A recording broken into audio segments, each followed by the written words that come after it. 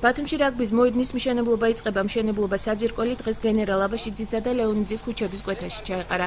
ტერიტორიაზე დაგეგმილია საერთაშორისო სტანდარტების შესაბამისი სტადიონის მშენებლობა. აქვე მოიწყობა ქვიშის მოედანი და მორაგბეთა სავარჯიშო მცირე სტადიონი. კომპლექსის გეგმის მიხედვით გათვალისწინებულია სპორტსმენებისთვის სპეციალური სასტუმროს აშენებაც.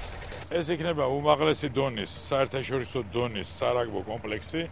აქ იქნება ბუნებრივ საფარიანი მოედანი, თავისი დაახლოებით 3000 მაყურებლამდე ტრიბუნით და იქნება მეორე მოედანი ხელოვნურ საფარიანი 600 კაცამდე იქნება იქა ტრიბუნა და კიდევ ერთი სილის მოედანი.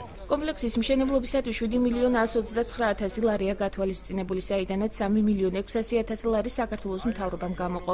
თანხის დარჩენილი ნაწილი კი საქველმოქმედო ფონდ ატომ გაიყო. სამუშაოებს სწორედ აღნიშნული ფონდი შეასრულებს.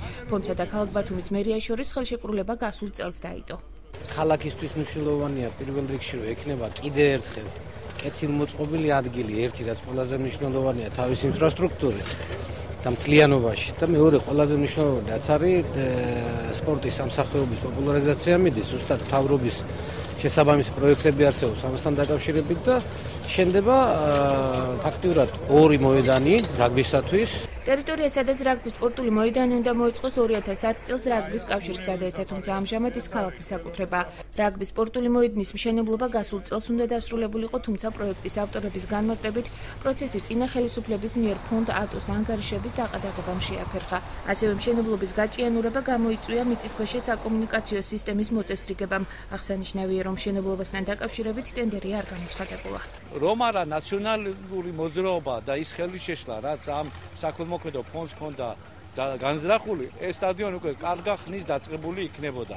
ამ ტენდერს არ ვაცხადებთ, იმიტომ რომ 3.5 მილიონი არ ყოფნის ამ საქმეს და 4 მილიონით კიდე საქველმოქმედო ფონდი შემოდის. ისინი ასეთი კომპლექსების მშენებლობაში უკვე დახელოვნებული არიან. არასამთავრობო ორგანიზაცია საერთაშორისო გამჭვირვალობა საქართველოს იურისტი ანა ბერძენიშვილი მიიჩნევს, რომ პროცესის მაქსიმალური გამჭვირვალობის მიზნით სამუშაოების შემსრულებელი კომპანია ტენდერით უნდა შერჩეულიყო.